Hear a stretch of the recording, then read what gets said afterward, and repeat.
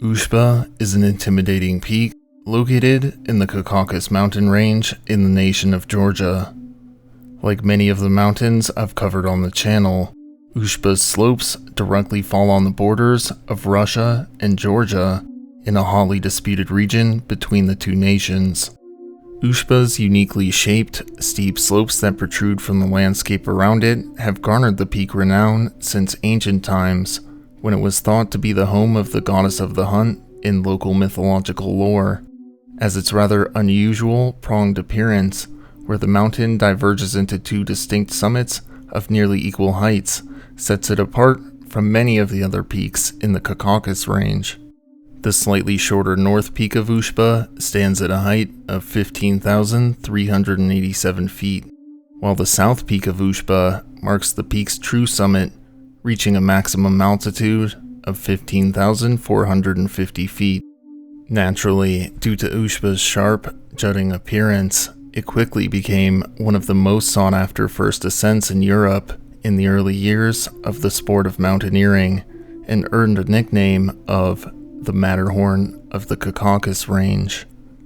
However, early mountaineers looking for a challenging first ascent would certainly find that challenge on Ushba's slopes, as for a brief period in the late 1800s, it was thought to be the most difficult mountain in the world to successfully ascend. Although, if you're a frequent viewer of my channel, you know that it would ultimately be usurped as the most difficult mountain in the world to ascend by the likes of Cerro Torre, which is located in the remote Argentinian Andes, Bainth Rock, and the Trango Towers, with the latter two tucked away amongst the greater in altitude, but certainly not in difficulty, Himalayan peaks that surround them. However, Ushba has maintained its reputation for its difficulty even in modern times, as it is still considered to be the most difficult peak in the Caucasus range to successfully ascend. The first ascent of the shorter northern summit of Ushba was successfully accomplished by a duo consisting of a Swiss man and an Englishman in 1888. A truly incredible and difficult ascent, especially for the time, as the route the pair followed wouldn't be replicated again for 57 years, until the year 1945, when an expedition party would attempt to traverse between the two peaks with deadly results, and this ascent is perhaps a topic for another video down the line. However, it would take 15 further years for the much more technically difficult and physically demanding southern summit, Ushba's true summit, to be successfully ascended by a German expedition team in 1903, which was the first successful expedition team to reach the south summit after nearly 30 years of dozens of attempts at the summit yearly, which truly drives home just how treacherous and unforgiving the slopes of the mighty Ushba, especially the steep summit ridge that leads to the south summit, truly are to any mountaineers with ambitions to reach the top of either or both of its forking summits, as this mighty peak sports a high casualty to ascent ratio that rivals many of the giant and deadly peaks of the Himalayas. In early February of the year 2000, in the middle of the winter climbing season on Ushba, an expedition team consisting of 7 experienced mountaineers that included 3 British men, a man named Vincent Diamond, a man named Mark Richard, and a man named Mark Payne, who were accompanied by 4 Russian men named Gennady Asherov, Sergei Bereznoy, Igor Terekov, and Mikhail Zaporozhsky, would attempt an ascent of Ushba from the northern Russian side of the peak. The route of ascent the team was attempting follows a complex, hazardous, and exposed line from the northern side of Ushba, winding through the deep crevasse-riddled glaciers up to the Ushba Plateau, which is a huge ice field that leads to the northern summit ridge. Summit hopefuls that follow this route then must partially ascend the northern summit ridge before completing an extremely exposed traverse along the northern summit ridge across a thin rock band, which extends to the treacherous, icy snowfield that lies between the north and south summits that is known as Ushba's Saddle. The saddle is a frequent dumping site for avalanches triggered by falling seracs from above, and thus only a small, necessary section of the saddle is traversed on the route in order to minimize the potential dangers faced by mountaineers. Following this traverse, the route concludes with a brutal, near-vertical climb up the southern summit ridge to Ushba's true summit.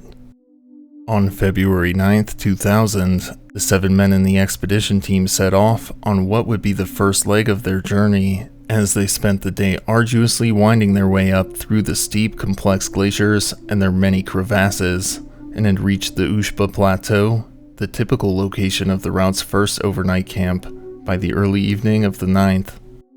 Upon reaching the Ushba Plateau, the climbers decided to make their camp there as planned and catch some rest for the remainder of the evening in order to recover for another arduous day of difficult mountaineering the following day. However, earlier that afternoon, another team that had been pushing for the summit within the same window of time that had reached the summit on February 9th had made contact with the 7-member expedition party and warned them not to make their bid for the summit, as they had seen the conditions on the route firsthand and were concerned of an impending avalanche.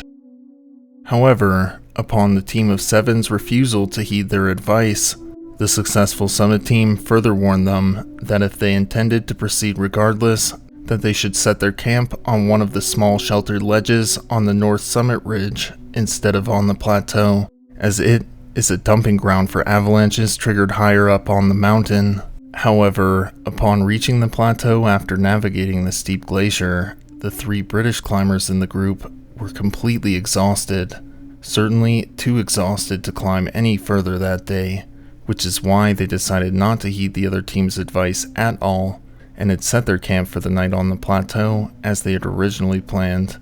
and settled in for the night. At approximately 9 p.m. that evening, a massive serac broke loose from Ushba's upper slopes, which in turn triggered an enormous, sweeping avalanche that cascaded down the mountainside and onto the Ushba Plateau. The powerful avalanche quickly engulfed, buried, and whisked away the 7 mountaineers who were helplessly resting in their tents at the time, ultimately claiming the lives of all 7 men. The following morning, the team of climbers that had successfully summited looked out across the Ushba Plateau for signs of the climbers after hearing the avalanche the previous evening, and saw none, and thus, after unsuccessfully attempting to contact the climbers, they made a hasty descent and informed Georgian rescue officials of the stricken climbers. However, due to none of the 7 climbers registering with rescue officials beforehand, notably a legal requirement to ascend Ushba, rescue officials knew almost nothing about the now missing men, including their planned route of ascent and even their identities. Despite this, a massive rescue team consisting of 70 members was organized and began a search for the missing mountaineers. However, their efforts were hampered by the freezing winter weather conditions on the peak, including constant -20°C Siberian winds that billow from the north. Furthermore, the rescue team were concerned about further ice falls, as the serac that had broken off and triggered the initial avalanche that had killed the 7 men had been just one of several seracs that hung precariously above the Ushba Plateau and threatened to bury the search party members in another powerful avalanche at any given time.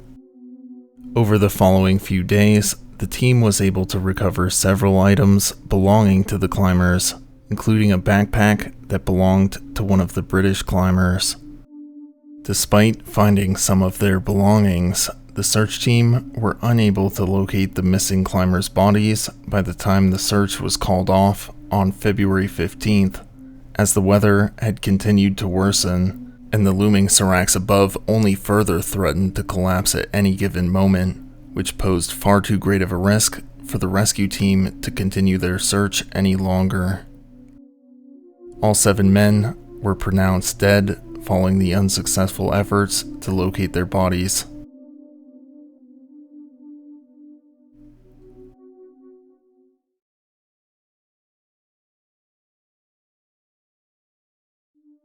Thank you all for watching.